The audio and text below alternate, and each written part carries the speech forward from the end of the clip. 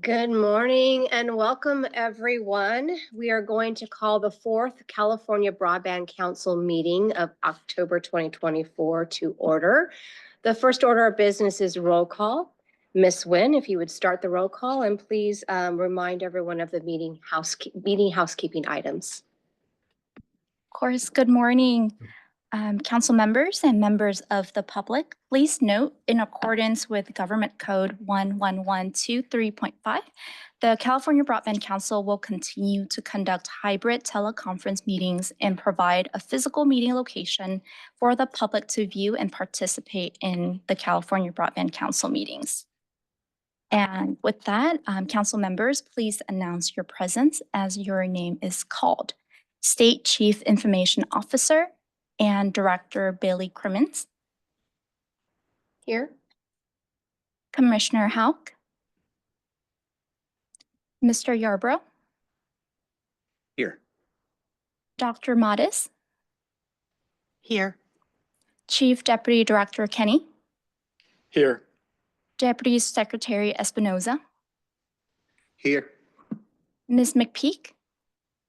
Here. Deputy Secretary Flores.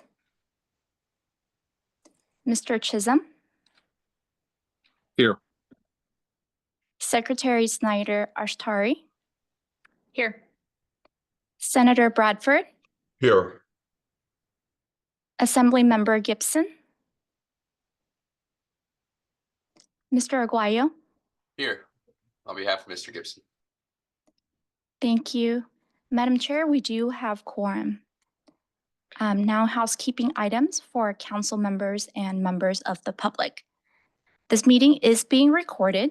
We will be posting the recording of this meeting, slides, and transcript to the Broadband for All portal. Attendees, please note there is time allocated at the end of the meeting for public comments in person, via Zoom, via phone, and read-through of public comments sent via email submitted prior to the meeting. Presenters, please cue Amanda to advance your slides. Committee members, please use the raise your hand feature on Zoom if you're online, or raise your hand in person to notify Director Bailey Crimmins to call on you to speak. There is side-by-side speaker view when PowerPoints are shared for best viewing experience. Gallery view when PowerPoint slides are not shared. Closed captioning is available. And again, please use your hand raise on Zoom to raise your hand, or *9 if you called in by phone. Madam Chair, we can begin. Thank you, Ms. Nguyen. First of all, I want to thank CalSTRS for allowing us to have access to their beautiful boardroom. We joke that it's always like, which boardroom are we going to be in? And everyone was able to find it today. I am proud as we wrap up 2024 of all the great accomplishments that Broadband for All has delivered, and you're going to hear quite a few from presenters. As a reminder, Broadband for All is coordinated across many initiatives. If there's no one department, one organization that can do this, to address the digital divide and to create digital equity requires all of us to lean in at the legislative level, at the administration level, at the community level. And so we're just very fortunate to be a part of that, that process. We also have a lot of initiatives that have gone from planning to implementation. To me, that's where the rubber hits the road. That's where things are happening across the state. So we're going to hear more about that. If we go ahead and go to the next slide, we'll talk about the agenda. So just so that you're aware, it's broken up into several categories. The first is Broadband for All. You're going to get updates on where we are in relation to those initiatives. In addition, there's been a lot of progress in regards to IIJA. Excuse me, lost my voice. A lot of progress on infrastructure and what we've been doing across the state in regards to NTIA. We're going to hear from CPUC, Director Adams, and Director Osborne, and obviously Mark Monroe about that. We also have some legislative updates that will be discussed. And at the last, we are going to talk about what 2025, I know it's hard to think about it. We're in October thinking about several months out, but really where we want to focus as a committee, and it will be up for a vote. So with that, I'll go ahead and turn it over to the first agenda item, which is the executive report out by Mr. Scott Adams. Thank you, Chair and Director Bailey Cremens, and good morning, Broadband Council members and members of the public. It's my pleasure to give you a brief update on our work since the last meeting. My report will essentially cover, we can go to the next slide. Thank you. My report is just going to cover briefly some of the topics you'll hear more about later on in the agenda. As the director mentioned, our office is proud to report that there's been considerable progress made on Broadband for All initiatives and related programs. Really, the first that you see here is that significant progress continues to move forward on the implementation of the state's Broadband for All action plan, and a number of the action items that were outlined and assigned to the Department of Technology, the Public Utilities Commission, other member entities of this body, and other state departments and agencies. And it's really encouraging to see that work continue. I think, secondly, when we take a look at, as reported in past meetings, the statewide collaboration to promote the Federal Communications Commission's Affordable Connectivity Program, really led by the leadership of this council and members on this council, including CTF, the Department of Technology, the Public Utilities Commission, Department of Education, the state libraries, was very successful and needs to be celebrated. It provided a strong example of what can be done with statewide collaboration. Despite the program's end, we're also pleased to report that there are many entities in this body and across the state continue to do the important work of broadband adoption and to promote other affordability measures to increase adoption. The next thing I'd really like to report out is in terms of the digital equity and BEAD programs that the Department of Technology and the Public Utilities Commission have this interesting dual responsibility of managing programs that are related and connected. And we continue to make significant progress in our joint coordination on those federal programs included in the Infrastructure Investment and Jobs Act that Director Bailey Cremens mentioned. Specifically, for the Department of Technology, the Digital Equity Planning Grant and the State Digital Equity Capacity Grant, and with the Public Utilities Commission, the Broadband Equity Access and Deployment Program. And so one thing to really underscore is that collectively we are meeting, very regularly on a weekly basis on how we develop and implement those programs together because they stem from the same federal funding source. But also individually have made, great progress given that these have been, assignments given to our individual organizations.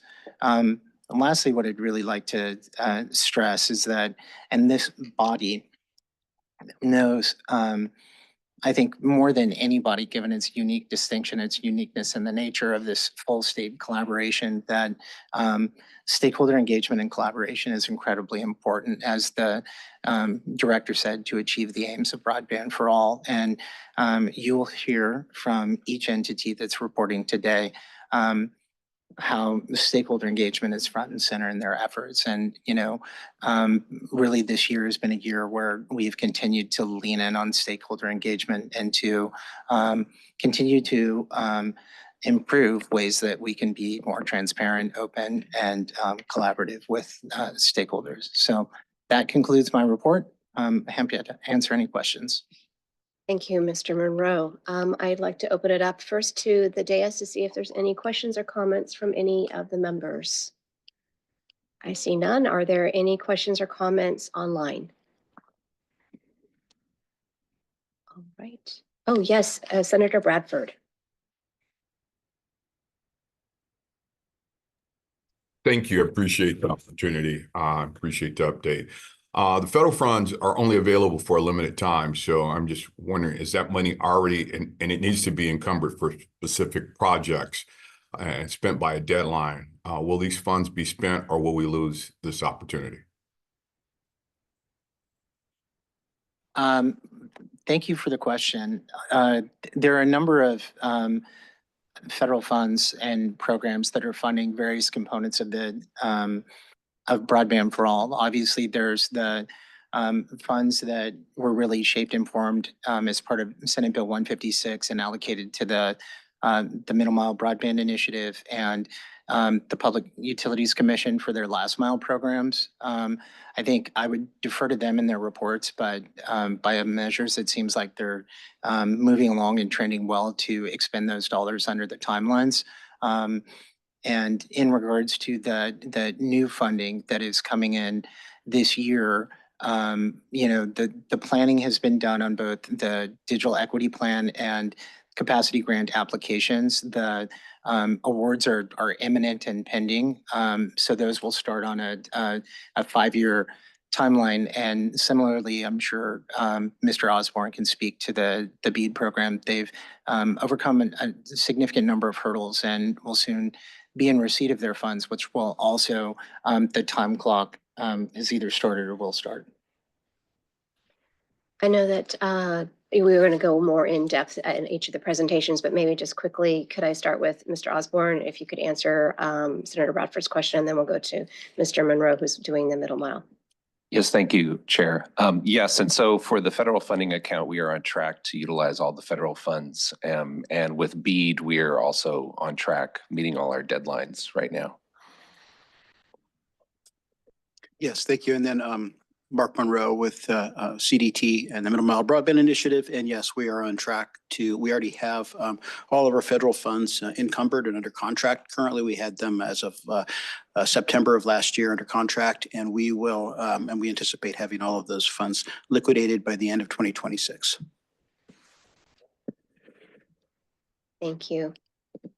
Do I see any other questions from anyone online or in the dais? All right, I see none. So we're going to go ahead and go to the Broadband for All initiative review, kind of a year in review. The first one up is Mr. Monroe again from a Department of Technology update. Thank you, Director Bailey Crimmins. If we could go to the next slide, please. As we've mentioned, like the California Broadband Council since 2010 has been a really unique entity of this sort of statewide collaboration of agencies and key entities that are coordinating the deployment of broadband infrastructure and underserved communities and broadband adoption across the state. In terms of this year, the other important assignments that were assigned to the Broadband Council were really the governor's broadband executive order that came out in the really in the middle of the pandemic, and then the quick and great work that the Broadband Council and other stakeholders, over 700 stakeholders, developed the Broadband Action Plan in just under 4 months during the pandemic. And so that's a central part of the work that the council does, and we want to continue to report out on that.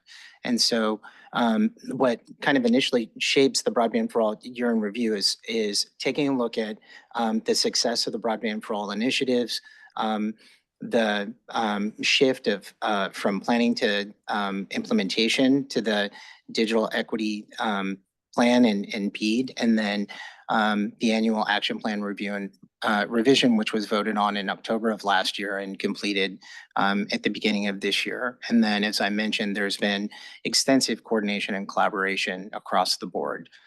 If you could move to the next slide, please. So what we wanted to take the time and highlight here is some significant work that continues to go on in terms of either, acting directly to the letter of the action items in the Broadband for All action plan, or moving forward on some of the spirit of the action plan. And there's 7 particular items we wanted to call out. The first was action item number 2, which really directed the Broadband Council and state agencies to secure additional funding for the aims of the action plan. As I mentioned earlier, CPUC is soon to receive another 1.87 billion in federal funding, and the Department of Technology will receive 70.2 million to implement the state digital equity plan and develop a subgrant program. On action item number 6, really one of the important and forward-thinking action items in the action plan was really looking at enhancing permitting at all levels of government. And in the previous couple of years, really using MMBI as a use case, there was great progress made with federal and state entities in support of the Middle Mile Broadband Initiative. However, there continues to be great work with members of the Broadband Council and other state agencies, the Department of Technology, the California Emerging Technology Fund, and GoBiz continue to work with and convene with local jurisdictions to provide guidance and smart and best practices on how they can prepare for particularly the last mile infrastructure projects that are funded by state and federal dollars to ensure that they're prepared to allow those projects to be completed within the timeline. When we look at action item number 7, that was directed to the Department of General Services to identify state properties for the use and deployment of broadband. Really pleased to report that the Middle Mile Broadband Initiative, in design of their network, 112 of the huts that will fuel the network will be placed on Caltrans right-of-ways.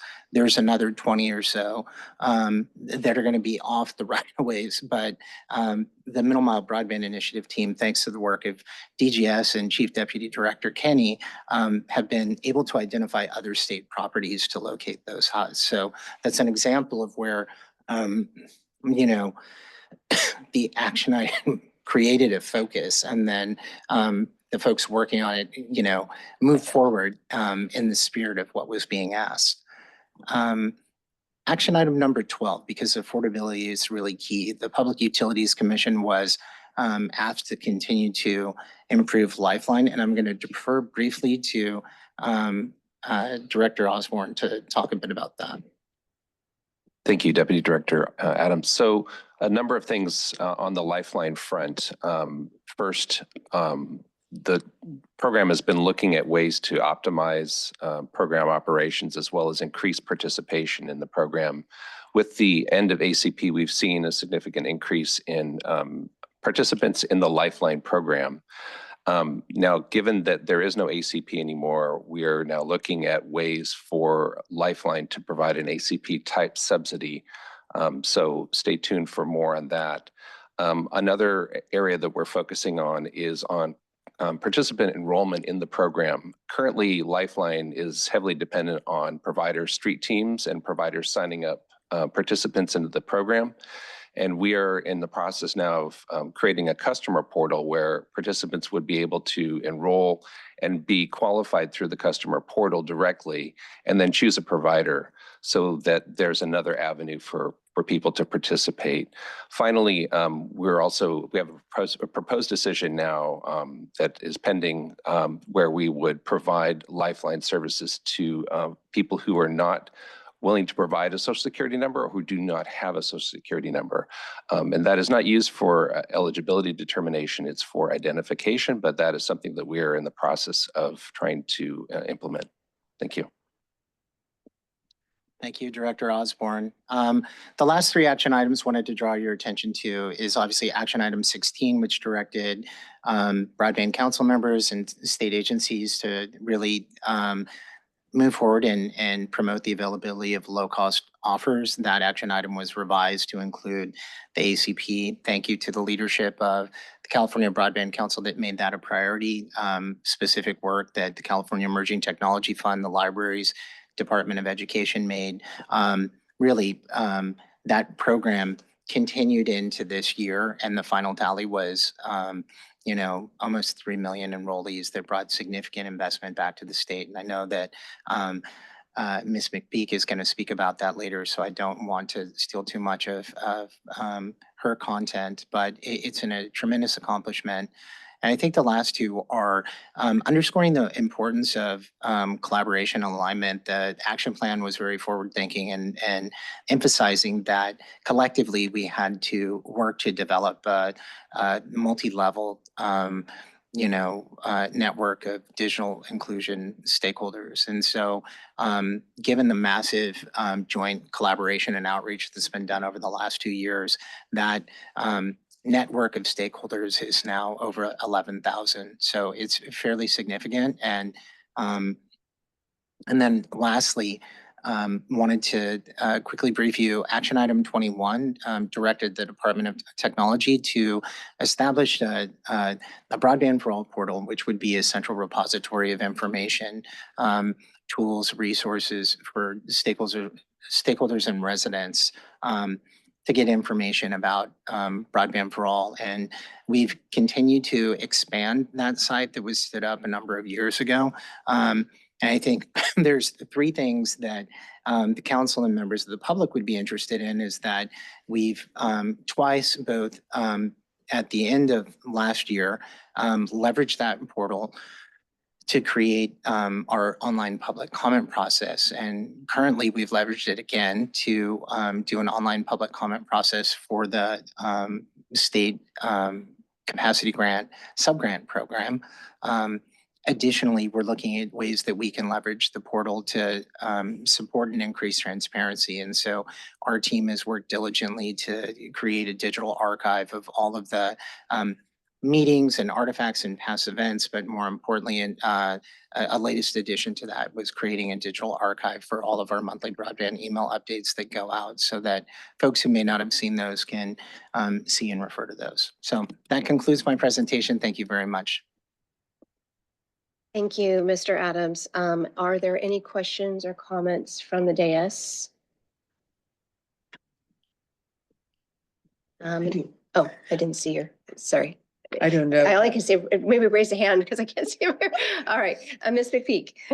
Thank you, Madam Chair. I turned on my mic and I thought maybe that indicated somewhere that I wanted to ask a question. So thank you again for this report. I'm fascinated on what you and Director Osborne just reported on Lifeline. Since we have a little bit of an interest in having some affordability backstop to whatever the federal government does. So my question is, how far can you go without the legislative action to allow the subsidy for internet? And can you today use any of the Lifeline proceeds for public information? That is advertising, promotion publicly, as I see for several of state programs. So can help me understand that if you could. Thank you for that question. So on your first question, which is relating to how much we can do without any change to legislation, the MORE Act requires that Lifeline provide voice service. So in order to offer a standalone broadband service under Lifeline, we would need a change to the legislation.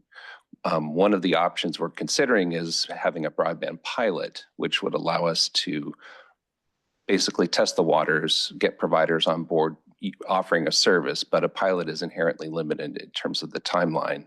But that's something that we are able to do. Your second question was relating to advertising. Right. Do you have the authority, as you understand it, under the MORE Act, to use the proceeds that go into Lifeline, the revenues, to actually do public awareness, to get to the folks who are not aware that the program even exists? So I don't know the exact answer, but I believe we do. And that's something we're also looking into. Great. It's good news. I've asked that directly to several people. So you're the first one to give me an encouraging answer, including others in high places. So thank you for that information. Let me do a follow-up if I might, Madam Chair. And it goes to what Deputy Director Adams pointed out about the success of California in the ACP enrollment. And all of us did a lot of hustle. There were lots of people on the ground doing outreach. Where I think we turned the tide, and I've reported here the analysis we've done with Pew Charitable Trusts on all 50 states, where California turned the tide and did something that was unique, unlike basically any other state. There were some states so small, they could almost notify everybody in one way or another. California being the largest, having more than 1 million more households eligible for ACP than any other state. We also enrolled 1 million more than any other state. Where we turned the tide was actually through direct notification, meaning when a credible source, generally a public agency, directly notifies someone on a public assistance program where they've already been qualified and the social security number is not an issue.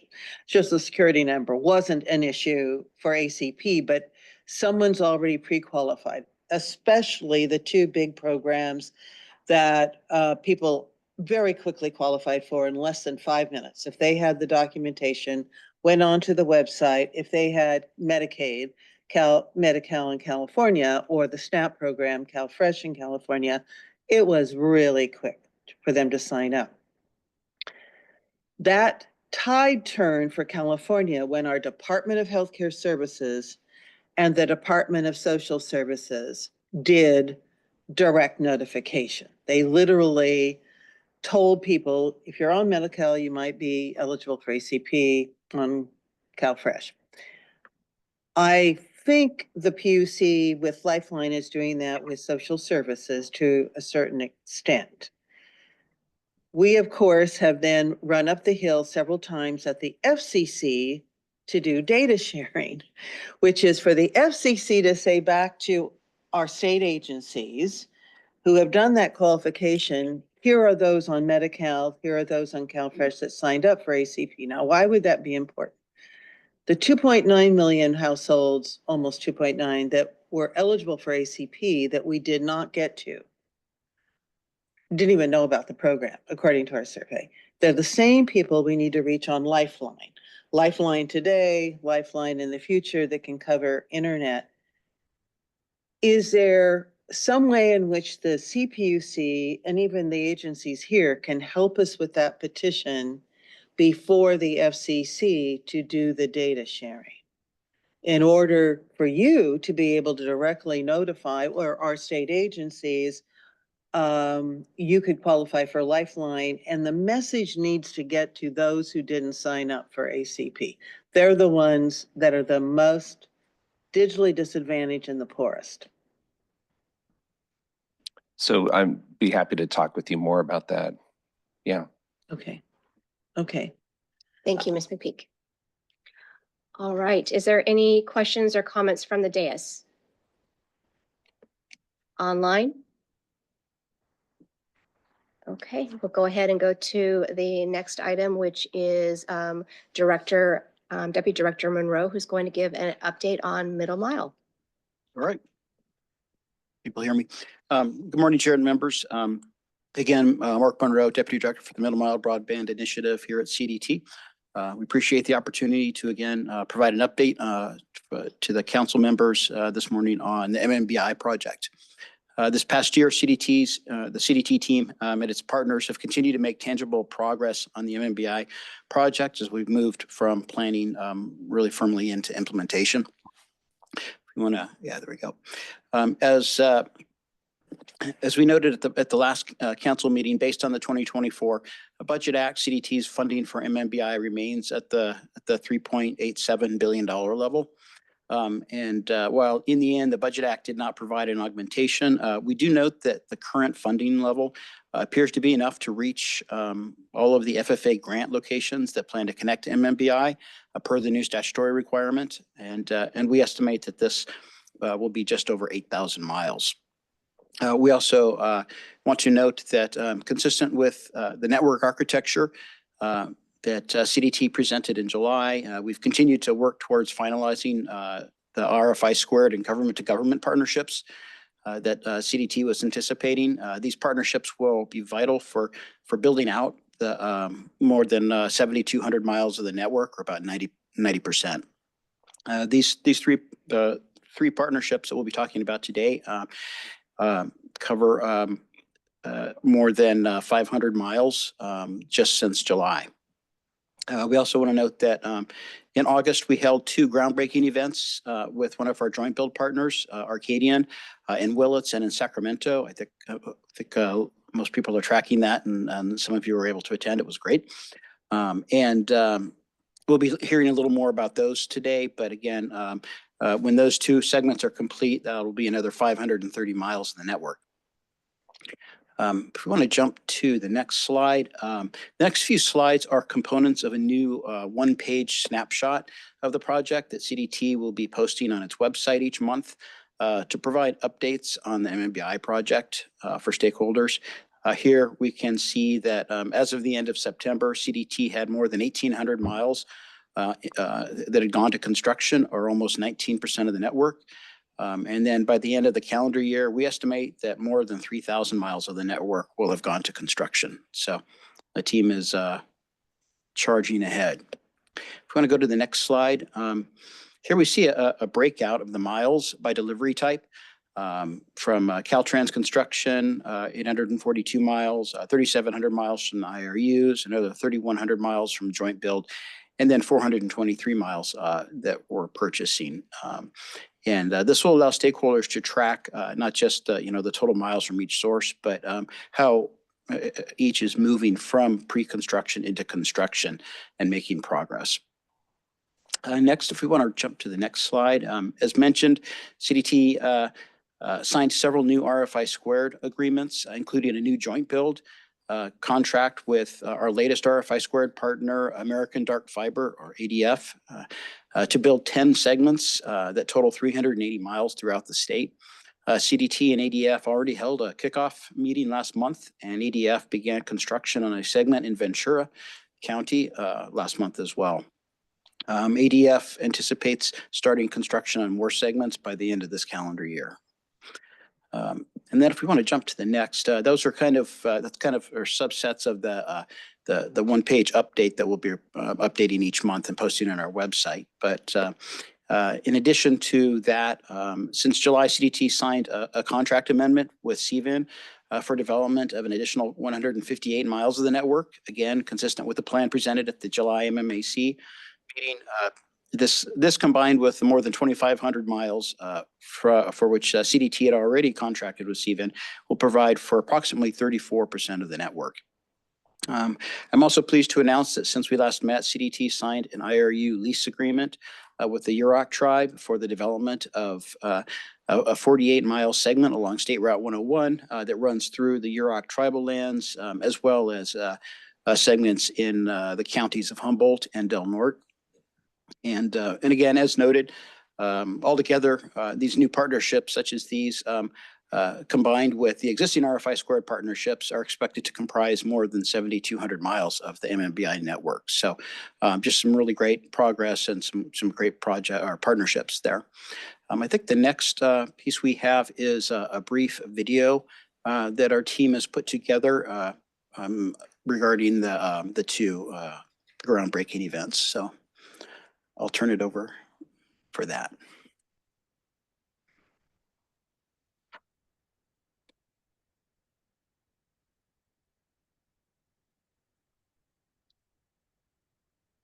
California has embarked on a groundbreaking initiative to build the nation's largest middle-mile broadband network. Going through all 58 counties, the network is rapidly expanding toward more than 8,000 miles of middle-mile connectivity across California. Since July 2024, the Middle Mile Broadband Initiative has broken ground on 3 new segments, bringing us one step closer to closing the digital divide. In San Jose, we began work on the Capital Route. This route will connect communities across Silicon Valley, supporting both innovation and opportunity. This is the route that will begin in San Jose and then at the Nevada state line in Kings Beach. So right now we're connecting the conduit to pull back. As far as the shackles, we're putting them on. We're going to start pulling back the conduit once we get to our exit peg. So that's where the drill head is right now over there. It's approximately 20 minutes away. So we're getting everything prepped and start pulling back the microduct. In Willits, the Redwood route stretches 280 miles through Northern California, connecting rural communities to vital digital resources. This is really important that we're going to be able to have broadband in our community and allow equal access so that even children in rural communities have access to communications with their teachers and outside the area.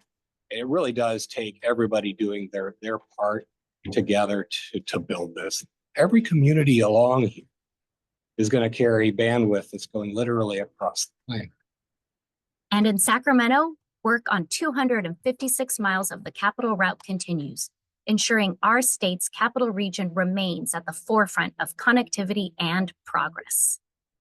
The COVID-19 pandemic truly showed us how dependent we are on the internet and how important broadband access is for equity, how important broadband access is for our families, and making sure that everyone can get connected. We are the 5th largest economy in the world. And what broadband will bring is new opportunities to build economic development. If it be where tribes are, where they don't have electricity, now we're bringing internet to those areas. Should not matter where we came from. Some of us came from small towns. If you are urban, if you are rural, if you are suburban, California should have internet for everyone. California is not interested in temporary fixes, but a sustainable solution that will benefit our residents for generations to come. This project is a testament to California's culture of innovation, where government, private industry, and community organizations come together to solve complex problems. In the next 3 months, the Middle Mile Broadband Initiative will kick off construction on over 30 new segments, adding about 1,500 miles of fiber, building toward more than 3,200 miles in active construction by the end of 2024.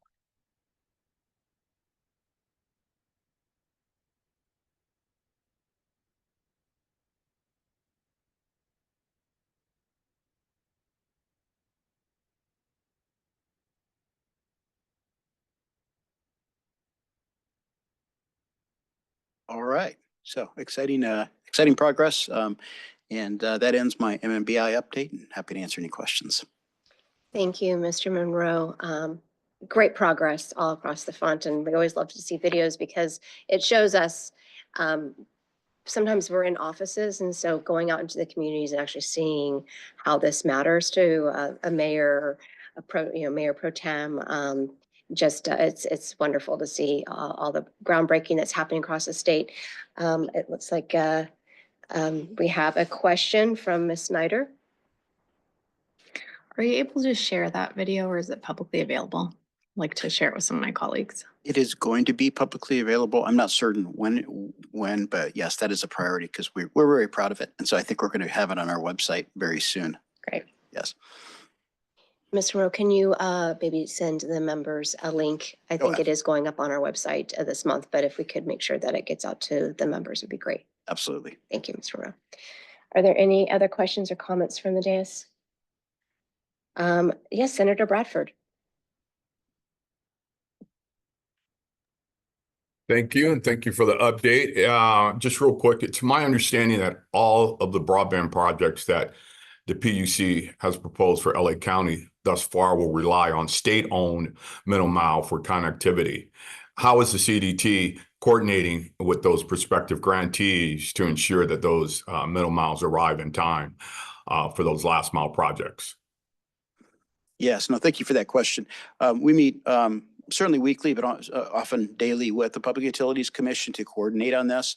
As these projects are being awarded, these FFA grant projects are being awarded, they're introducing us to the FFA to the FFA grant awardees, and we're starting introducing that process to make sure that we're not just the timing, but also the location to make sure they understand where our network is going, where the vaults are going, and connecting with us on how best to connect. So we're given the progress that we're making, I think we're all very much aligned in terms of being able to have both the middle mile and the last mile ready in the 2026 timeframe, if not earlier. Got it. And as you're aware, as of today, there's no funding for last mile projects in LA County. And the PUC has proposed to fund 3 projects in LA County, totaling about $97 million. How will that, but they won't take a vote until November 7th. So how is that impacting any of this? Sure. We're already meeting with setting up meetings with the grantees that were that I think are the PUC will be voting on next month, and starting the progress for those, starting those conversations, and not just them. I mean, any applicant that has submitted an FFA application and is planning on connecting to MMBI, we're continuing to meet with all of them and coordinate with them. All right. Thank you, Senator Bradford. Any other questions from any members online or at the dais? Okay, I see none, and we're going to go ahead and go to the next agenda item. Thank you, Mr. Monroe. We are going to introduce Director Osborne, who is going to provide an update on Last Mile. Thank you, Chair. Next slide, please. So this provides a snapshot of the Last Mile Senate Bill 156 programs involved in the multi-year infrastructure investment. From the left, we have the Broadband Equity Access and Deployment Program. It's a $1.86 billion federal program that was approved in the Infrastructure Investment Jobs Act. And I'll give a more in-depth update on this later, but just wanted to note that the grant solicitation window is not yet open. Next is the California Advanced Services Fund. This is our legacy program that has been operating for a number of years. There's 6 programs under its banner. This past legislative cycle, we were able to get an increase in the local assistance budget that was approved. And this presentation later will have more detail on those programs. Next is the Loan Loss Reserve Program. This is a program to enable tribes, local governments, and nonprofits to finance broadband deployment. I'll dive a bit deeper into this program in a coming slide, but I want to note that due to the state's projected budget shortfall, the budget for this program was modified to $50 million that will be awarded this year. And then finally, to the far right is the federal funding account. And this program aims to deploy wireline last mile infrastructure in every county. And I'll talk about some of the exciting updates on the awards here in more detail. Of the total funding available for the federal funding account, allocations are split among the county areas using a formula adopted in a commission decision that states that $5 million is allocated to every county to start, and then each county is further allocated funding based on each county's share of unserved locations. Next slide, please. So the goal of the federal funding account is to provide direct connection to unserved locations and end users. As a refresher, the first grant window closed on September 29th, 2023, so that was last year.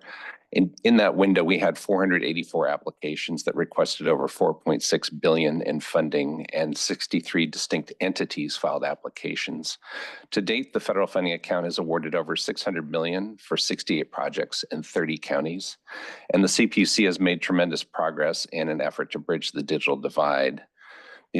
These awards reflect several benefits. So first, a variety of grantees have been awarded, including tribes and county organizations. Some of the tribes and county organizations awarded include the San Ynez Band of Chumash Indians in Santa Barbara County, Nevada County Fiber, and the city of Fort Bragg. These awards benefit low-income and disadvantaged communities throughout California. Nearly all 68 projects connect to a publicly funded open access middle mile like the State Middle Mile Broadband Initiative. And to be specific, 40 of the 68 awarded projects plan to connect to the Middle Mile Broadband Initiative. The Middle Mile Broadband Initiative is a crucial component for these projects to catalyze and enable these projects serving disadvantaged, low-income, and high-cost communities. These awards represent comprehensive on-time investments implementing the vision of the Broadband for All initiatives and multi-year broadband investments. And recommended awards are rolled out by county approximately every 2 weeks. Next slide, please. So to further showcase some of the progress made in the federal funding account, I'll provide some additional highlights. So as of today, there are 68 awarded projects totaling $647 million. The recommended awards to an additional 8 projects for a combined $157 million have been issued for public comment. And the total awarded and recommended projects will deploy approximately 2,000 miles of network and benefit approximately 2.9 million Californians. And these awards represent a diversity of approaches and communities. I'd like to highlight a few awards to demonstrate the diversity of applications. The award to the Tolowa Daney in Del Norte County of 4.8 million will serve the tribal community, community anchor institutions, and unserved locations in the Smith River area.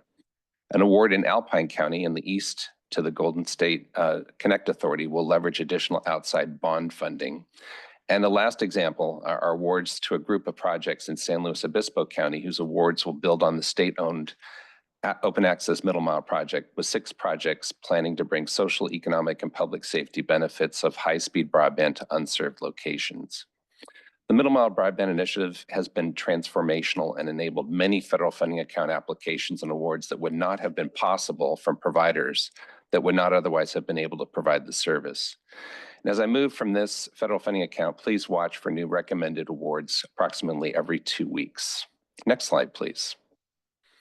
So the Loan Loss Reserve Program, the goal is to support public entities, tribes, and affiliated nonprofits to finance and issue broadband infrastructure bonds. Unlike other broadband programs at the PUC, this is not a grant program. A resolution adopted earlier this year implemented a 2024-25 budget agreement that specified $50 million for the program this year. And a resolution was recently issued for public comment recommending awarding $50 million in broadband loan loss reserve funding to the Golden State Connect Authority. And this item is set to be considered by the Commission at the November 7th meeting. In awarding these funds, the CPC looks forward to the program enabling a multiplier effect to bond-funded network buildouts, and demonstrating the impact and value of larger pool of funds could enable that could be enabled in the future. Next slide, please. The California Advanced Services Fund, not just tribal technical assistance, adoption, public housing, and tribal technical assistance. So the CSF continues to serve as an important tool in supporting digital equity and the goals of broadband for all.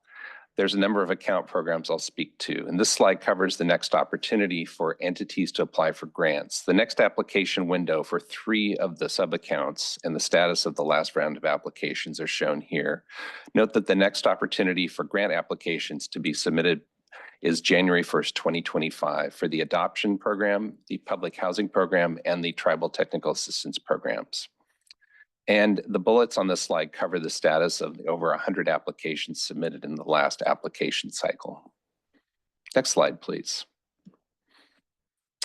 This slide summarizes the projects and awards in the last 6 months and over the life of the CSF program by sub-account. Since 2008, the CSF has helped close the digital divide in California by providing grants to build and expand broadband facilities.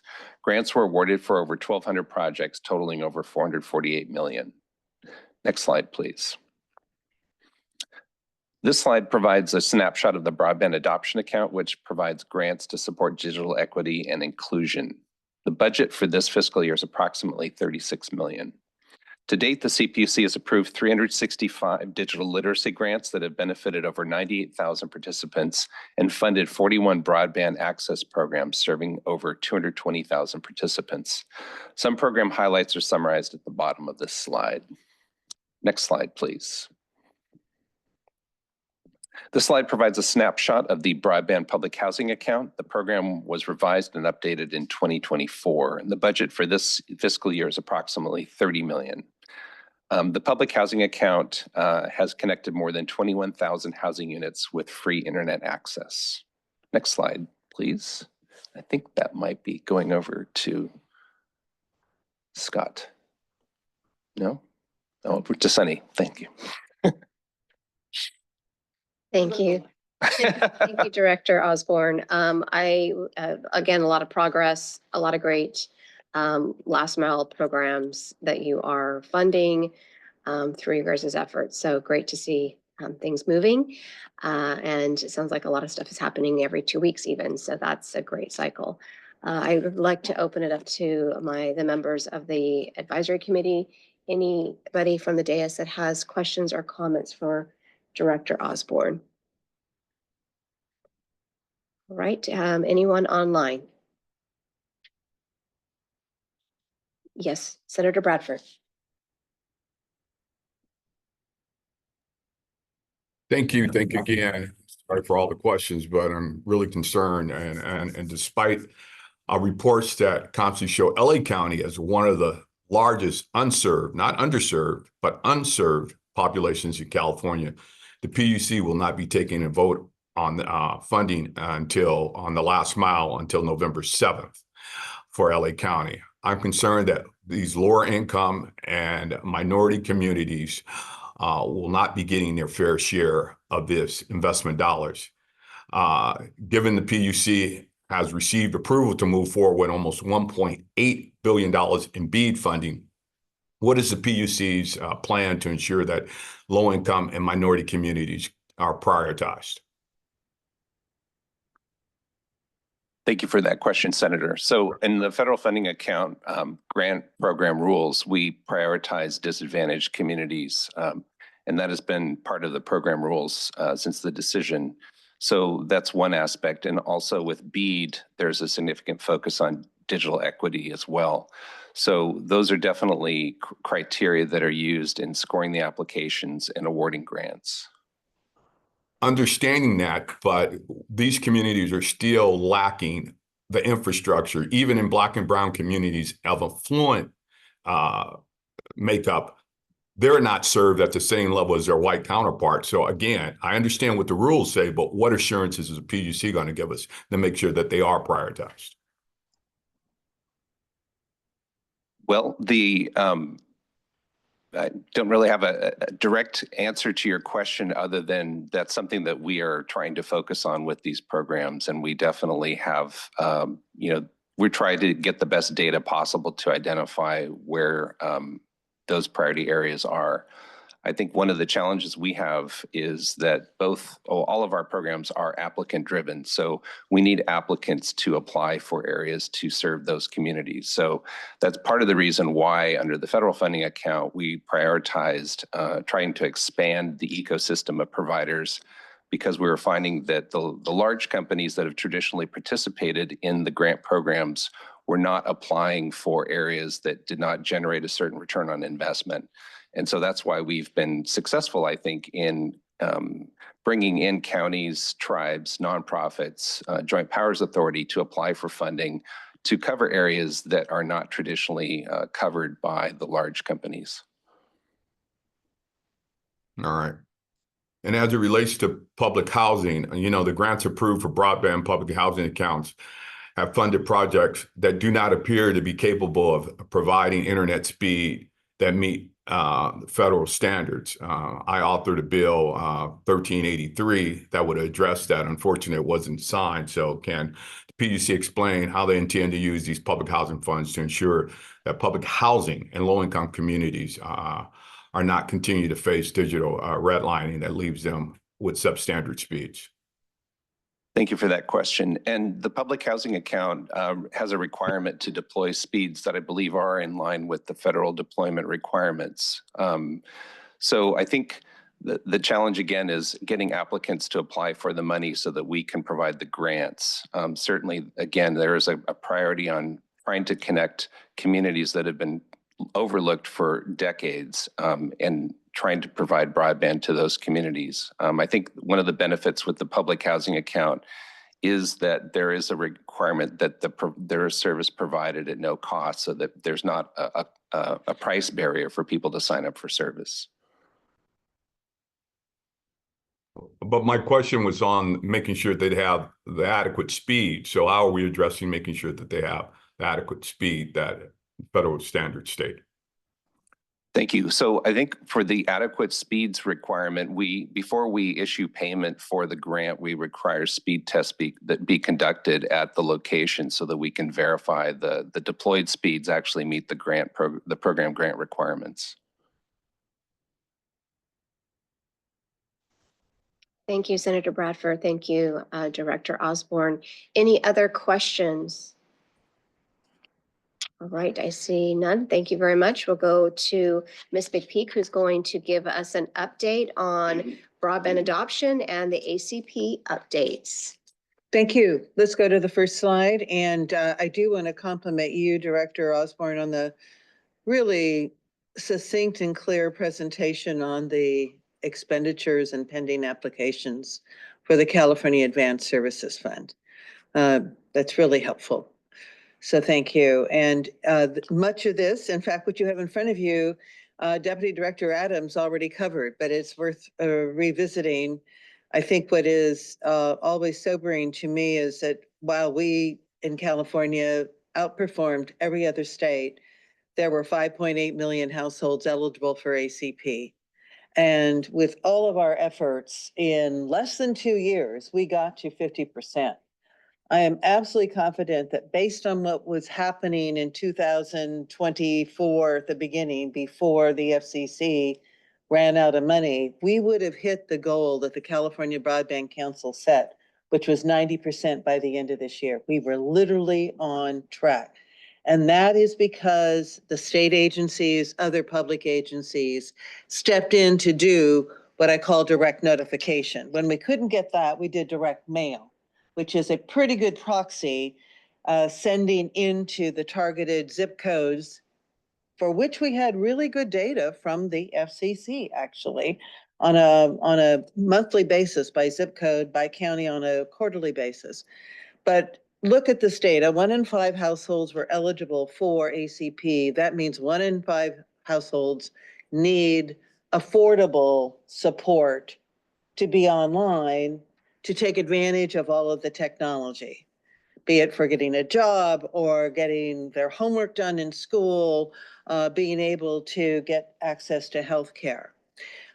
It was also a very large investment or infusion of capital into the California economy through ACP, almost $1.7 billion.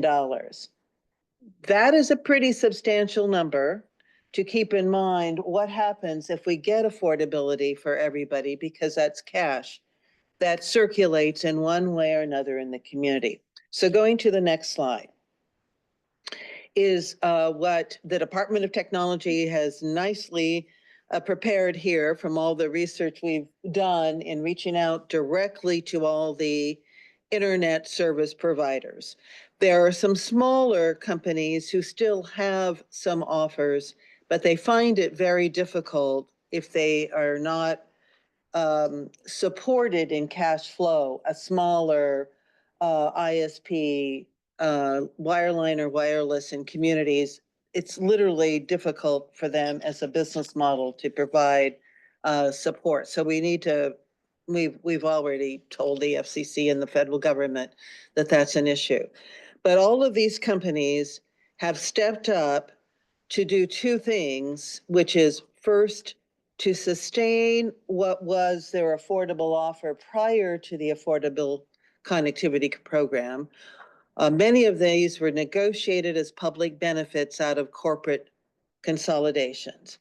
The exception is Cox. Cox actually did this from the very beginning as a voluntary program, and they've kept that going. What the companies also did is stepped up to provide what we call a mirror offer to ACP. So an offer that is at least 100 megabits down, 20 up, for $30 a month. The one company that has done half of that or halfway that is at the bottom of the list. Here's the rub. This is what we have to provide right now to offer to the all of the 2.9 million who were signed up for ACP. We got to get them transitioned, and all of these offers that are the ACP mirror offers are good publicly until the end of this year. That is, no one company has made a public commitment in writing that they will, even verbally, that they will continue to offer their mirror ACP affordable subscription rate beyond the end of 2024. None of them have said publicly that they're going to terminate them, but they just haven't made the commitment beyond 2024, and we're within less than a quarter, within less than 90 days, obviously. It's almost 60 days. We also are using these in direct notification. And I just want to again commend state agencies who are continuing to notify households. There are several counties that are doing direct notification. Alameda County and Santa Clara, over 260,000 households each are being notified by mail, all of their CalFresh, Medi-Cal households. Some of the smaller counties, Nevada, Siskiyou, Santa Cruz, Napa is trying to figure out how they're going to do it. As an example, the county offices of education, Los Angeles County Office of Education in particular, is sending this information you're seeing on the screen out to their districts to then distribute. All of this is really a lot of effort, which comes back to the hope that there will be a lifeline reform, as Director Osborne talked about, that to all of the internet service providers who I know are listening right now, we appreciate the goodwill of their representatives in California. They are trying to get commitments from headquarters to sustain these offers. And I do want to note that you'll see with Cox that they have two different pricing amounts for a good speed if it's available in the territory. And there, the differentiation is whether or not there's a child in school versus being simply on a public assistance program.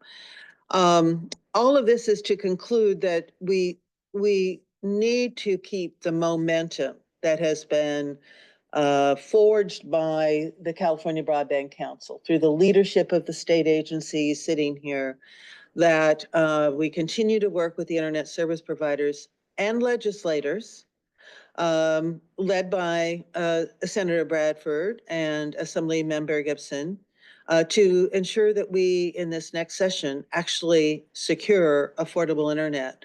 The 2.9 million households we've not reached almost are totally unaware that they're eligible for these programs. And that's going to take all of us working together very significantly. So turning to the next slide, I'm actually going to go back to and defer to Deputy Director Adams to talk about looking ahead, because I think it's under your leadership that we're looking ahead from the department, from the chair of the Broadband Council, and that it's best that you highlight this. Thank you, Ms. McPeak. Again, I think kudos and congratulations to the Broadband Council and all of the many stakeholders who achieved this significant enrollment numbers for the ACP. And thank you for kind of underscoring what we're hearing across the nation from other broadband offices, that as significant and valuable a tool the ACP was for addressing affordability and adoption, that there's a significant gap in its absence right now, and that there's no number or no shortage of folks at the federal or state level that are looking at ways to address that gap. And part of it is we need to continue to move forward until a replacement comes, if it comes at all. What we wanted to really demonstrate here is that, as you highlighted, it's really going to continue to take this village that we've built to support broadband adoption and raise awareness of those low-cost offers that aren't necessarily as widely promoted. And the opportunities that we have looking forward both this year and over the next 5 years with the significant investments are that there's a number of California Advanced Service Fund adoption account grantees that are going to be doing significant community-based broadband adoption work and raising awareness of low-cost programs. There are the significant applicants that will be receiving funds from the State Digital Equity Capacity Subgrant Program that will also be doing that work and identifying local affordable options for the covered populations in their communities that they're working to serve. And then I think lastly, a very encouraging component is the NTIA will be funding a significant number of competitive grants around the nation, and those folks will also be conducting those efforts. So on the awareness front, there's work to be done. I think the silver lining is that with the increased availability and competition that occurs as a result of the Broadband for All infrastructure investments, we've heard about the coupling of the Middle Mile Broadband Initiative with the Public Utilities Commission's last mile programs. There'll hopefully be an increase in availability. There very much will be, but a lowering of costs due to competition. And then I think lastly, when we look at the future low-cost offers that are associated the CPUC has requirements that grantees about the federal funding account and looking forward when the BEAD program grants go out, that they have an affordable offer. So those are things to look forward to that are going to be implemented soon. And if I might just then close to acknowledge the tremendous progress that was made by the governor proposing in the budget that was adopted by the legislature, the increased expenditure authority up to the 150 million for CASF collection that actually doubled the resources.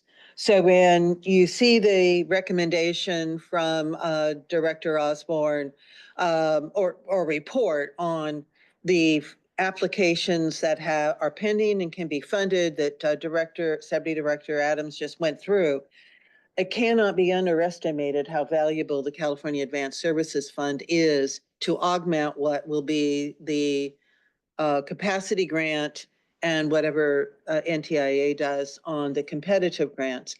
And I should have acknowledged, but now I can, that all of that direct notification that I just talked about that is promoting these affordable offers is supported by the California Public Utilities Commission CASF grant. It is a call center grant that we have and that other CBOs have. Thank you, Ms. McPeak and Mr. Adams. Are there any questions about the ACP program, or we were just talking about the affordability initiative that we have as a board? We obviously focused a lot on ACP. We had that 90% target. That 90% target does not go away. Just because ACP, as I think that's where we're trying to hear from Ms. McPeak, it is still a priority of all of ours. And as such, we are looking for avenues to get those 2.9 million members to of the current program into affordable.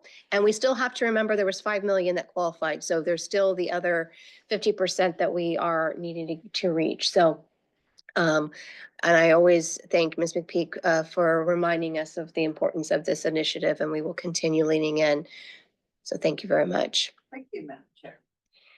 Are there any questions online from any members? Yes, Mr. Aguiar. Yo. Thank you, Madam. So yeah, actually, I want to extend appreciation on behalf of Mr. Gibson for well, a number of kind of rundowns and presentation, but in particular, just had a question for Ms. McPeak about some of the mentions regarding the ACP. So if internet providers are required to notify households about their eligibility for ACP, what exactly is going wrong there then? Are these folks that, I mean, could have been said already, but are providers not actually notifying them? Is there not a kind of standard way of doing so? What's going wrong? Thank you, Mr. Gallo. And I appreciate Assemblymember Gibson being so interested in this topic. So please extend to him my best. The internet service providers were required by ACP, the rules of the Federal Communications Commission, to do 3 notices to everybody on ACP. The FCC actually had templates for the language. We have tracked down and found all of those notices that all of those companies that were on the chart before did. However, we also know it takes at least 20 touches to most of the households, especially those who are on a day-to-day basis simply trying to keep their lives together, to actually pay attention. When we do a direct notification campaign, a good return is 1%. It takes then going back no less than 7 times to pick up about the 90% reaction or somebody taking action. When we work with CBOs on the ground, and we do a lot, many of whom are funded by the PUC, we fund many of them. We will tell each of those CBOs and coach them to success that you have to reach 20 households about information in order to get one household through the door for, say, digital literacy training. So it was why, Emmanuel, that I went back to Director Osborne earlier and asked, can the existing program, the Lifeline, do they have legal authority to do public awareness? Most recently, I see lots of ads from the Department of Aging on how to get assistance if you want to remain in your home. And that program is funded by, obviously, state dollars authorized by the legislature, and they are authorized to use the dollars for awareness. So we really want to get to many avenues for awareness, but the most effective starts with direct notification, but you have to do it repeatedly in order to get people to pay attention. Now, some of the more remarkable phenomenons that we're seeing, because we have a unique telephone number associated with every communication channel. So if Los Angeles County sends out a notice, there is a number for Los Angeles County. The Department of Healthcare Services, each of their mailings has a unique number. We're still getting calls at the call center for mail that the state agency sent more than a year ago. I will tell you, I have no idea who keeps mail that long and then sits down and decides to go through it. But we know it was that flyer that they got because it has a unique number. So there's residual as well, but more and more, you've got to start with that direct notification from a credible source. It needs to be backed up with outreach in the community in language and culture. Now, here's what I also want to share, and then to make sure that Assemblymember Gibson and other policymakers are aware. The return on investment in public awareness advertising in community and ethnic channels is off the chart. We never buy ad space in English in a major channel because you don't reach the people we need. If you buy Spanish speaking television, oh my God, the telephone lines light up immediately. If we buy Asian speaking language radio messages, the same thing happens. And that can be a huge return on investment if we on the public side have the authority to use those dollars for public awareness. But just to sum it up, you have to keep going back and back and back to reach the people who are just trying to get by every day. And we need to be much more strategic about how we use our resources to actually get responses.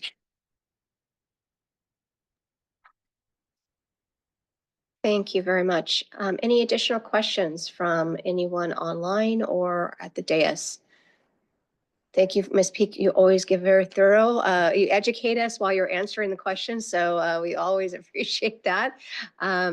With that, we can go ahead and shift to the next category. And I apologize because I'm always off script. We learn a lot. Oh, thank you very much. The NTIA IIJA programs, we are going to shift to updates on that in relation to the digital equity planning updates. A lot going on. It's been, oh my gosh, a year since we had published the digital equity plan, and we're looking at capacity grants and kind of what's going on next. And so the first up is Director Adams and then Director Osborne. Thank you, Chair and Director Bailey-Crimmins. And I'm being instructed that we're a little behind schedule, so I'm going to try to be really efficient with my presentation. So it's a pleasure, council and members of the public, to provide an update on some of the key milestones associated with both the Digital Equity Plan and Digital Equity Capacity Grant Program implementation. And the first thing we'd like to start by is to really highlight some of the key milestones. And the first is essentially, reminding folks that it was on March 28th that the state digital equity plan that we all developed, the statewide coalition with input from 50,000 Californians, was approved by the NTIA. It was really the day after that the notice of funding opportunity for the State Digital Equity Capacity Grant came out, and that outlined an allocation for each state. California was allocated $70.2 million, and each state, while they will receive that amount of funding, had to complete an administrative application. So CDT, the Department of Technology, on behalf of the state, submitted our application on May 29th. And really, between May 29th and now, we have been in the curing and merit review process with the NTIA. So the award is pending. We're thinking it's imminent, but that's where we're at. Next slide, please. What we wanted to really emphasize here is that while our application for the grant funds has been in the curing process, we've done everything we can to kind of move the program forward and have done significant engagement with stakeholders across the state and multimodal, multi-level monthly stakeholder briefings. We've done market research and listening sessions, 2 questionnaires with our stakeholders, many large group presentations, and in order to bring in additional funds, we did a number of NTIA competitive grant coordinating meetings as part of our work. Next slide, please. And so, Director, one of the things we'd like the council to know is that there are a lot of programs out there, and 70 million is a significant amount of money for the state to receive to implement the plan. However, for a state as large as ours, with as much needs there are, we've taken great care in talking with stakeholders, hearing what they had to say that actually formed the digital equity plan, but then moving forward, it's like, based on the objectives of the digital equity plan and the activities we'll be conducting, how do we maximize the funding we receive and not dilute it to have the biggest impact to the measurable outcomes that we're responsible for. So this is a high level sort of visual to explain the program structure. The NTIA will be the federal grant administrator. The Department of Technology will receive the grant and be the administrative entity, do a number of grant administrative responsibilities, and also includes implementing the digital equity plan, doing updates and evaluation, and how we will be allocating funding in this tranche of dollars is focusing on some centralized services that a need was called out for in the digital equity planning process. How can we use our purchasing and procurement power to leverage tools for state partner entities, ecosystem partners, and subgrantees? The next bucket is really taking a look at state agency digital inclusion efforts, knowing that oftentimes state agencies have an ability, given the services they provide, to have an impact at scale. So really meeting with state agencies to see within budget, what are the potential programs we could fund to have a major impact. The last and largest bucket of funds we're intending to allocate out of the planning grant is for the Digital Equity Capacity Subgrant Program. And that is a program that will really be intended to provide subgrants to entities and coalitions to implement activities that align with the state plan at the regional and local level, really focusing on digital navigation and providing digital literacy training, connecting to low-cost device offers, et cetera. Next slide, please. Part of the work that we've done over the last 4 months in our engagement with stakeholders through our briefings and market research and listening sessions is develop a draft subgrant program design. And this was really, the design we came up was intended to achieve 2 needs. A first funding track that would provide planning plus capacity grants for regional and local ecosystems, knowing that that's a lack in many parts of the state. The second track would be to targeted statewide ecosystems. So we know that there are 8 covered populations that the Digital Equity Act requires we focus our efforts on.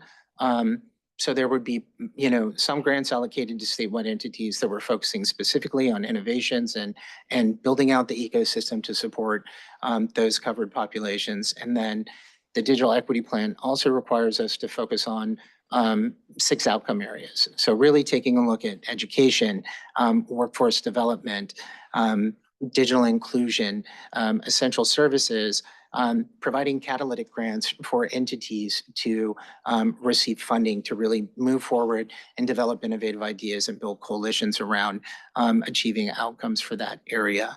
I would say that part of, this design work was really done with input from stakeholders over the last couple months. Could we go to the next slide, please? So part of the open and transparent process that CDT and the administration are committed to is, we have developed draft digital equity capacity subgrant program guidelines that really outline the structure of the proposed program, the funding tracks, the proposed funding allocation, pre and post award rules, and other administrative constraints that were really designed to adhere to state and federal guidelines. We wanted to put those out to public comment. We're currently in a 30-day public comment period. We've created an online portal on the Broadband for All portal that's very easy to access. The period's open from September 30th to October 29th. We're very encouraged from the feedback we've received from folks intending to or wanting to provide public comment. We want to say it's still open. There's 8 more days to go, and really encourage folks that want to have a say to utilize this public, transparent, open process and put your comments in, and we'll review those and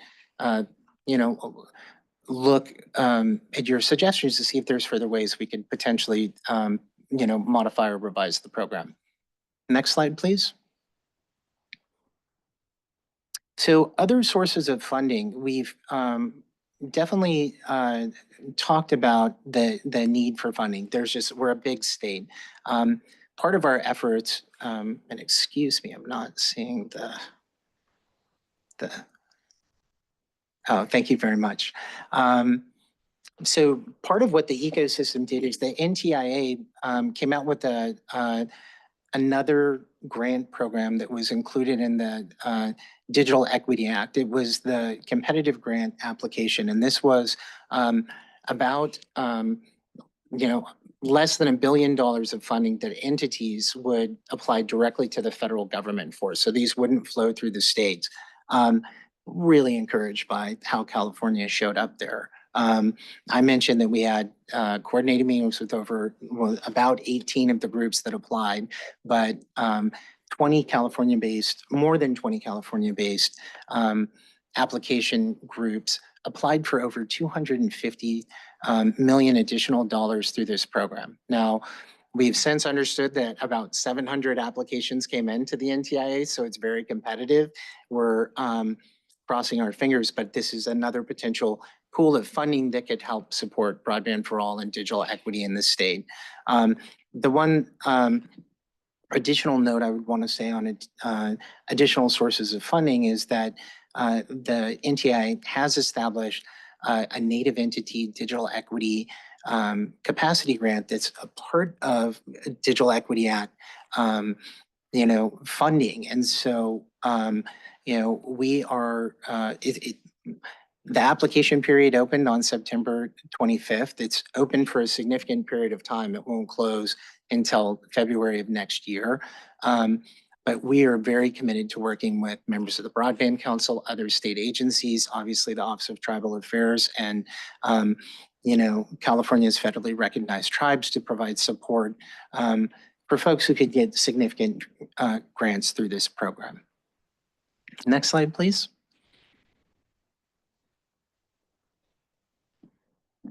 And so finally wanted to close. We have a member that has a question with Secretary Snyder. Is that funding rolling, or is it going to be considered once it's closed?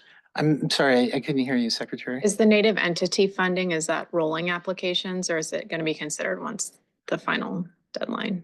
You know, I'd have to check with staff and can get back to you. What's been communicated is that the NTIA had a large window for the application period, but I'm not sure if there's going to be a kind of a rollover period. So we'll get back to you on that.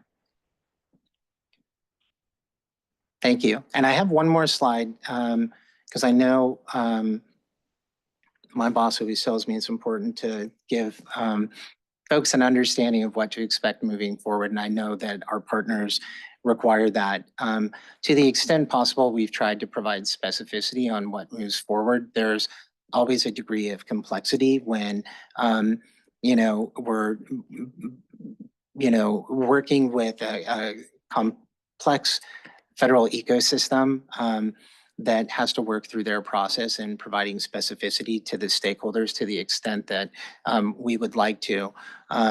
What this graphic shows, and I would really just, want to show you is the two main milestones on the left on, March 29th when the capacity grant opened and when the application was due to the NTIA. On the bottom, left in the gray, it shows the 5-month stakeholder engagement period. Really in the middle, you see where we are right now. We went out with the 30-day public comment period on the guidelines, knowing we would want to get a head start here because we anticipate there's going to be a 60-day period for requests for applications here in California. We anticipate a 90-day review period and then another 30 days to finalize agreements. And then if I could draw your attention just to the two boxes on the top, on the left where it says October TBD, it's really the award receipt that triggers our timeline for the NTIA. And once we receive official notification, we'll have 9 months to identify every single, expenditure associated with that $70 million grant. So there's going to be a lot of work doing procurements and going through the sub-grant process and identifying those. But this is the current timeline, and we will provide updates, as soon as we get them, utilizing our monthly stakeholder briefings as a vehicle for those. So thank you very much. Thank you, Mr. Adams. Any questions from the dais regarding the timeline or the digital equity update? Any online?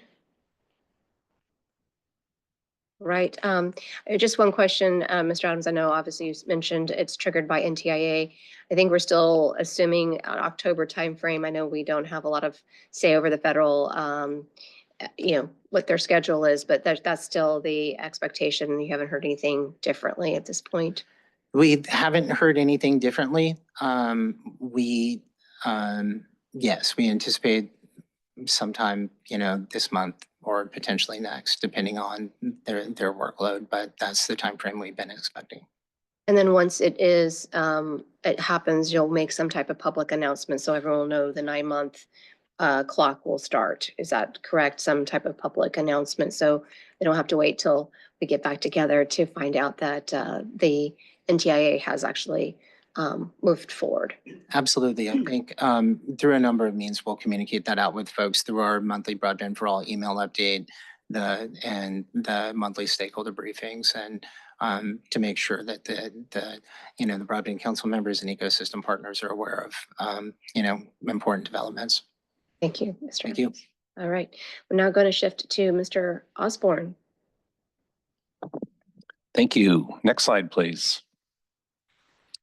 So just an update on the BEAD program. So some key milestones that we've achieved so far in February 2023. We opened the BEAD rulemaking in June last year. The NTIA approved or allocated $1.86 billion for the BEAD program to California. After that, the CPUC submitted and the NTIA accepted California's 5-year action plan. And in December last year, the CPUC has submitted the initial proposal volumes 1 and 2 final draft to the NTIA. In April this year, the NTIA approved our initial proposal volume 1, which focuses on the challenge process, and the commission voted to adopt it on May 9th. at the voting meeting. And then on October 3rd, the NTIA approved initial proposal volume 2, which focuses on the subgrantee selection process. And the commission voted to adopt volume 2 at its September 26th meeting. And at that point, the October 3rd date, the approval of volume 2 started the 365-day clock for us to submit our final proposal. Building on these milestones, the CPC will be conducting outreach during Q4 this year, conducting the subgrantee selection process, which will happen in the first 3 quarters of next year. And both the CPC and NTIA will need to approve the proposed grant awards in Q4. So all these activities are subject to NTIA review and approval. So I'll get into more detail on the next slide. So next slide, please.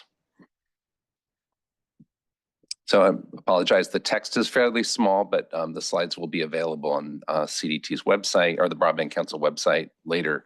But just in brief, so the BEAD planning documents, the NTIA requires BEAD recipients to specify the process they'll use to carry out the subgrantee program.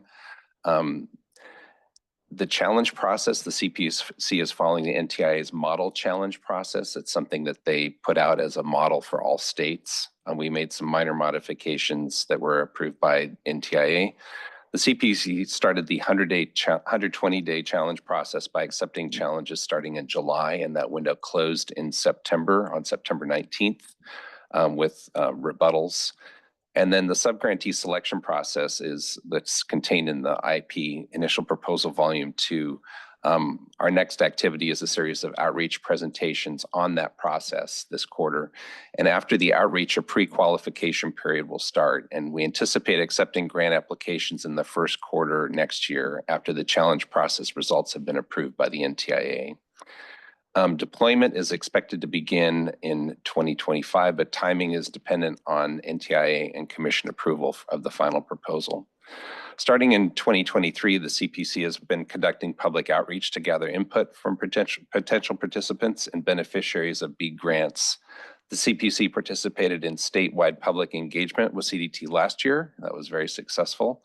And the CPC has continued outreach through webinars, office hours, and informational sessions leading up to and through the challenge process. Next slide, please. So in terms of the challenge process timeline, this is a public process to establish the locations that will be eligible to receive BEAD funds. And those are the locations that subgrantees may submit proposals on. We're currently in the 30-day final determination phase, during which the CPC will resolve the outstanding rebuttals to the challenges. And as a reminder, the public challenge process has 4 phases. There's the challenge phase, which is in the far left in green. And that's where permissible challengers were able to challenge the existing BEAD map and submit evidence through the portal when specific locations that may not be accurately represented as unserved or underserved or served. Submitted challenges meeting the evidence threshold moved on to the rebuttal phase. And that's where broadband service providers or other rebutters could provide evidence on challenged locations. And that phase also lasts for 30 days. And then the final determination phase will resolve the remaining challenges that are left unresolved at the end of the rebuttal phase. And that phase lasts for 30 days. So finally, the state will take, PC will take all final decisions and send the proposed list to the NTIA for review and approval. And at the end of the challenge process, a final map of eligible locations will be published, and that will be the basis for the grant applications. And that ends our last mile update. Thank you. Thank you, Mr. Osborne. Are there any questions or comments from the dais? Any questions or comments online? Okay, thank you very much. You are also up for the legislative update, Mr. Osborne. You're going to lead the conversation, and then we'll pivot to Mr. Monroe. Thank you. So next slide, please. I believe we've got them listed here. There we go. So the first bill, Assembly Bill 2765, Pellerin. So this makes modifications to the Public Utilities Code relating to backup power requirements that were created through the Emergency Disaster Relief Proceeding that were intended to mitigate the effects of climate change on the state's communication grid and the network resiliency and emergency preparedness. So this bill amends the Public Utilities Code and requires the commission to report to the governor and the legislature no later than February 1st of each year on the audits and inspections conducted to ensure compliance with the commission's backup electricity rules for providers of telecommunications service, including a list of violations that were identified and if any actions were taken to correct those violations. The second, Senate Bill we got 109 next. So 109 is the state's budget shortfall, as I mentioned earlier, led to the reduction of the loan loss reserve fund allocation to 50 million. And that this bill requires that the awards are made from the broadband loan loss reserve program by on or before December 31st of this year. In addition, the bill provided over 252 million for last mile broadband infrastructure for the federal funding account.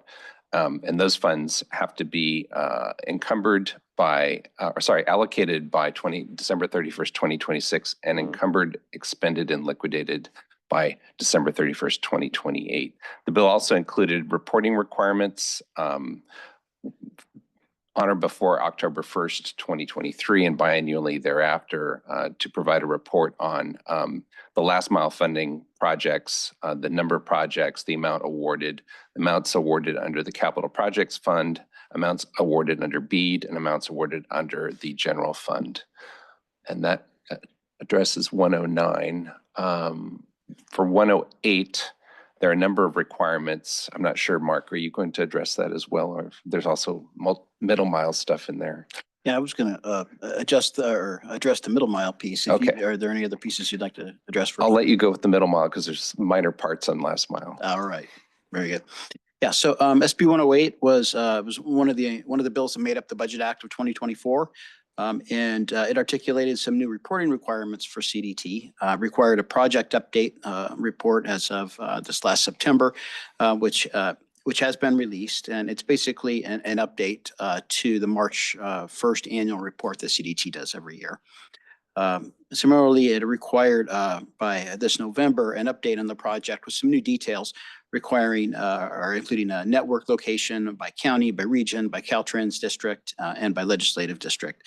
It also requires some details regarding costs by fiscal year and funding source, and as well as approved or pending last mile projects that anticipate connecting to the middle mile broadband project, identified from programs such as BEAD and FFA and the California Advanced Services Fund have been discussed. And so this report is currently being finalized. And then SB 108 also required an assessment of or an estimate of what's going to cost to operate the network by January of 2025. So the CD team also is working with its partners on developing these cost estimates. Do you want me to move on to SB 164? All right. So SB 164 was a budget trailer bill this last year. It required CDT when developing the network to prioritize segments needed to connect to locations that are receiving last mile grants from CPUC programs such as FFA, BEAD, and CASF, as I think most of us are tracking. And it has noted 105 FFA grant applications that plan to connect to MMBI. And CDT's current funding is anticipated to be sufficient to reach all of those 105 FFA grant locations.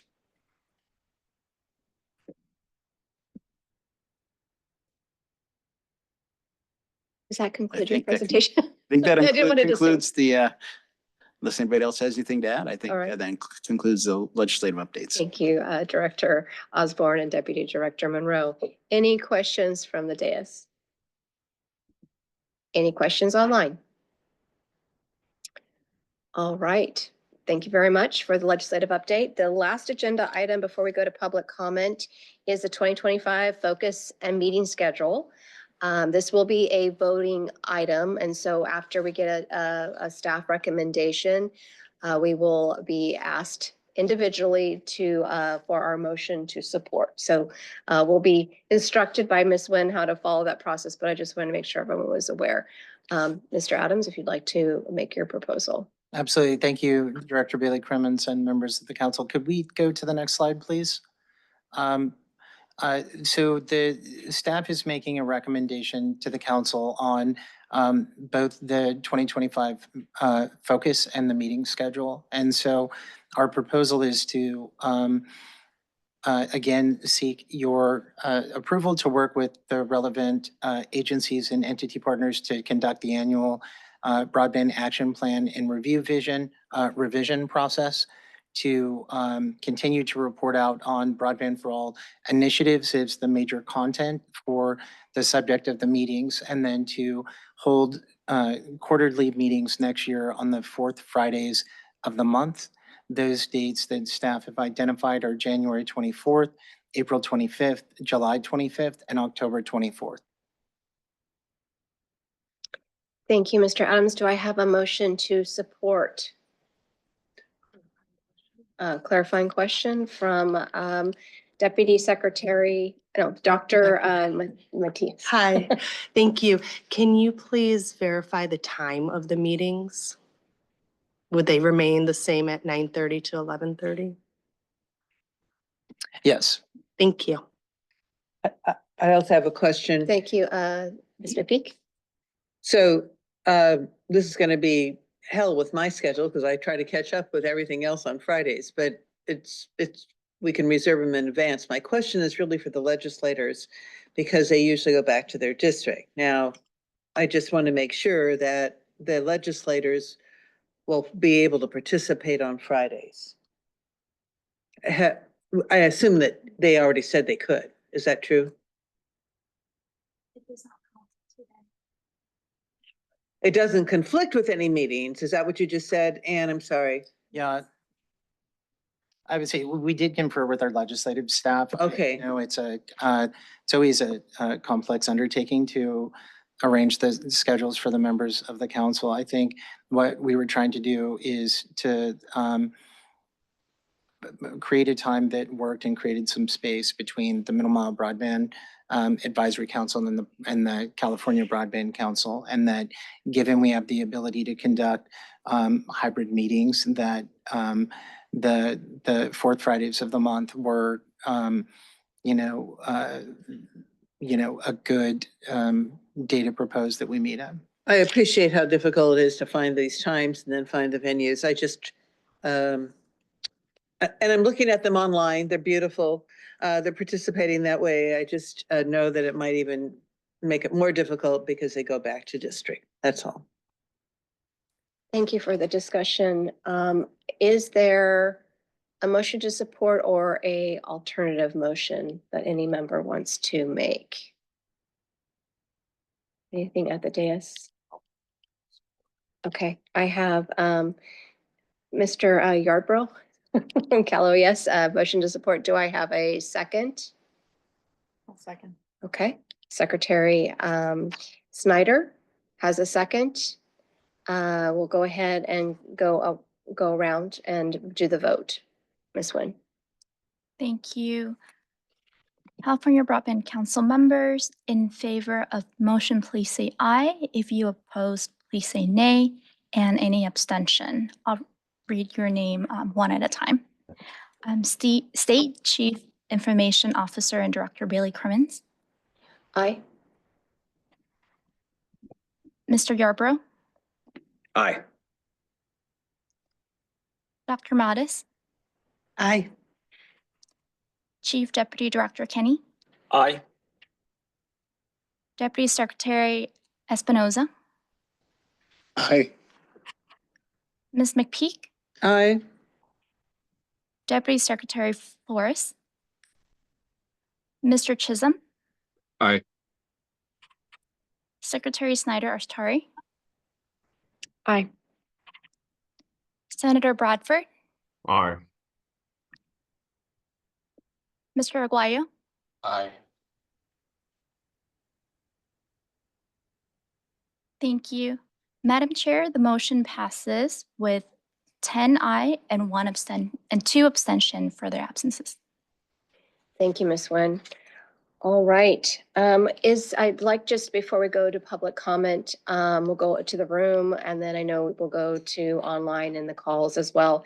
Is there any other discussion or comment at the dais before we get started on public comment.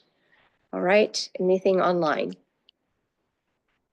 All right, Ms. Nguyen, if you'd go ahead and go through the public comment process.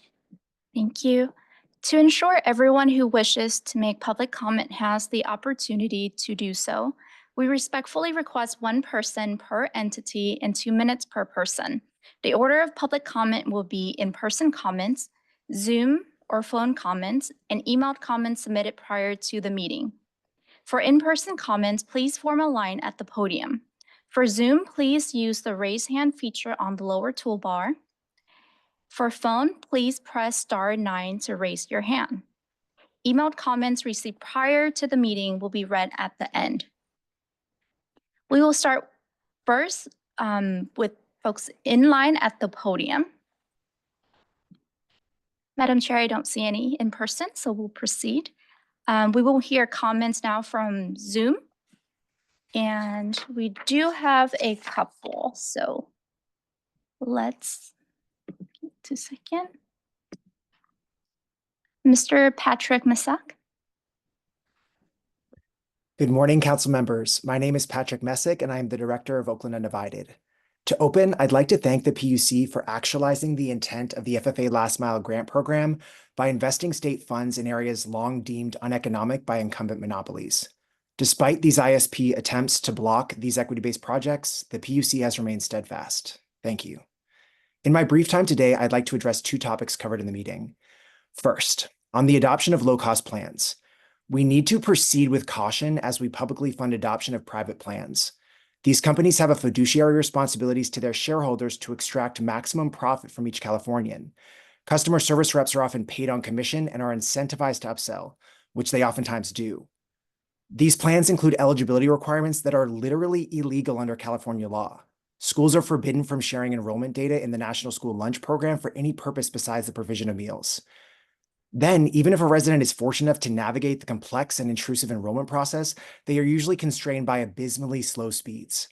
Earlier this month, I spoke with Ms. Karen, an elder living in public housing on fixed income, who enrolled in an essentials plan at $10 a month, and 6 months later, her bill has climbed to nearly $100 a month, and she has no idea why. Second, the Digital Equity Capacity Grant.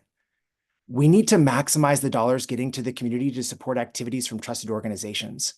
The draft plan may only protect half of the $70 million for local or regional grants, with the rest going to state activities and grant administration. Alarmingly, this funding is anything but equitable. Under the current allocation formula in Alameda County, each person in a covered population will get around 77 cents. In Alpine County, each person in a covered population will get approximately $177, plus BEAD funding that will almost exclusively benefit rural areas.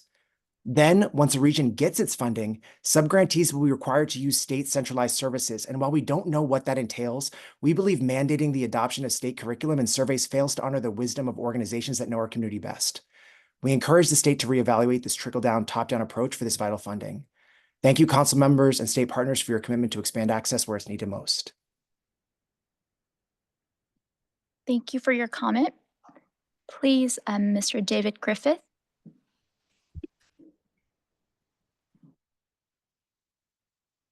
Yes, thank you very much, members of the commission.